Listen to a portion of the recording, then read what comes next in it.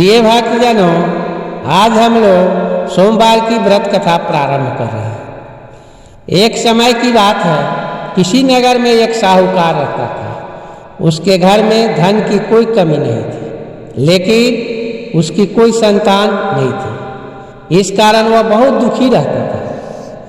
पुत्र प्राप्ति के लिए वह प्रत्येक सोमवार व्रत रखता था और पूरी श्रद्धा के साथ शिव मंदिर जाकर भगवान शिव और पार्वती जी की पूजा करता था। उसकी भक्ति देखकर एक दिन माँ पार्वती प्रसन्न हो गई, खुश हो गई और भगवान शिव से उस साहूकार की मनोकामना पूर्ण करने का आग्रह किया।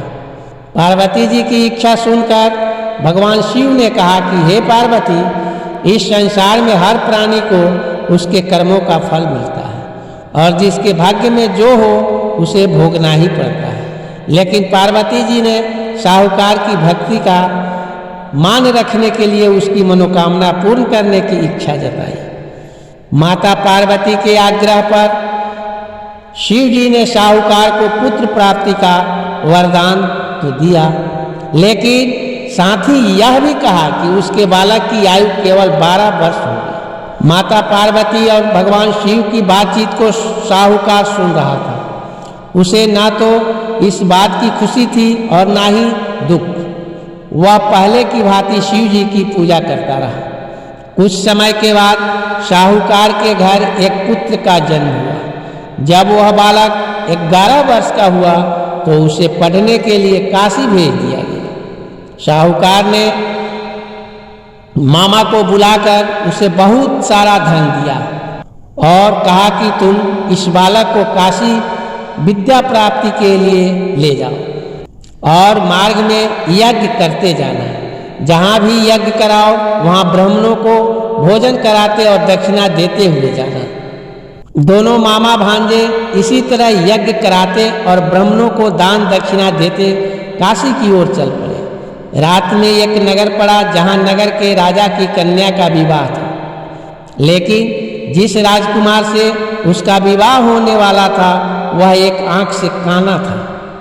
राजकुमार के पिता ने अपने पुत्र के काना होने की बात को छुपाने के लिए एक चाल सोची। साहूकार के पुत्र को देखकर उसके मन में एक विचार आया। उसने सोचा, क्यों न इस लड़के को दुल्हा बनाकर राजकुमारी से विवाह कर दूं। विवाह के बाद उसको धन देकर विदा कर दूंगा और राजकुमारी अपने नगर ले जाऊंगा। लड़के को दुल्हे का वस्त्र पहनाकर राजकुमारी से विवाह कर दिया गया, लेकिन साहूकार का पुत्र ईमानदार था। उसे यह बात न्याय संगत नहीं लगी। उसने समय पाकर राजकुमारी की चुन्नी के पल्ले पर लिखा कि तुम्हारा विवाह तो मेरे साथ हुआ है, लेकिन जिस राजकुमार के संग तुम्हें भेजा जाएगा वह एक आंख से काना है। मैं तो काशी पढ़ने जा रहा हूँ।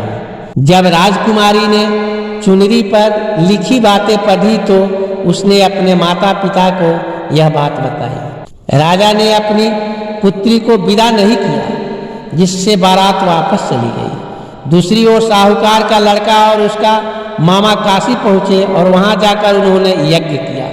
जिस दिन लड़के की आयु 12 साल की हुई उसी दिन यज्ञ रखा गया।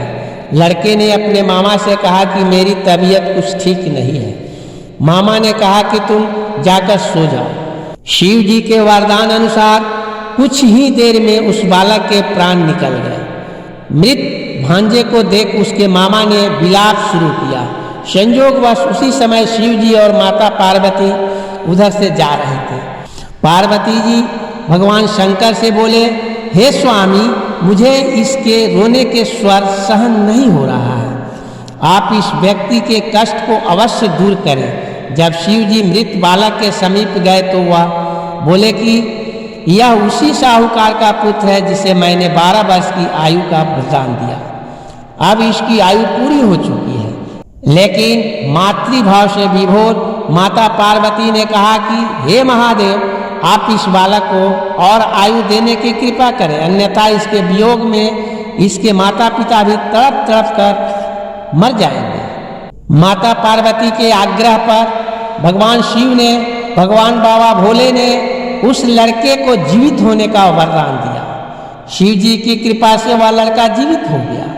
शिक्षा समाप्त करके लड़का मामा के साथ अपने नगर की ओर चल दिया। दोनों चलते हुए उसी नगर में पहुंचे जहां उसका विवाह हुआ था। उस नगर में भी उन्होंने यज्ञ का आयोजन किया। उस लड़के के ससुर ने उसे पहचान लिया और महल में ले जाकर उसकी खातिरदारी की और अपनी पुत्री को विदा किया। इधर साहूकार और उसकी पत्नी भूखे प्यासे रहकर बेटे की प्रतीक्षा कर रहे थे। उन्होंने प्रण कर रखा था कि यदि उन्हें अपने बेटे की मृत्यु का समाचार मिला तो वह भी प्राण त्याग देंगे। परंतु अपने बेटे के जीवित होने का समाचार पाकर वह बेहद प्रसन्न हुए। उसी रात भगवान शिव ने व्यापारी के स्वप्न में आकर बोले, हे सृष्टि, मैं तेरे सोमवार के व्रत करने और व्रत कथा सुनने से प्रसन्न होकर तेरे पुत्र को लंबी आयु प्रदान की है। इसी प्रकार जो कोई सोमवार व्रत करता है या कथा सुनता है उसके सभी दुख दूर हो जाते हैं और समस्त मनोकामनाएं पूर्ण होती हैं। प्रिय भक्तजनों, भोलेनाथ की कृपा से सबों की सारी मनोकामनाएं पूर्ण हो जाती है। बाबा भोलेनाथ की जय, बाबा गर्दानी की जय। अगर यह वीडियो आप लोगों को पसंद आया हो तो बाबा भोलेनाथ के नाम पर इस चैनल को सब्सक्राइब करें, लाइक करें और सारे लोगों में शेयर करें।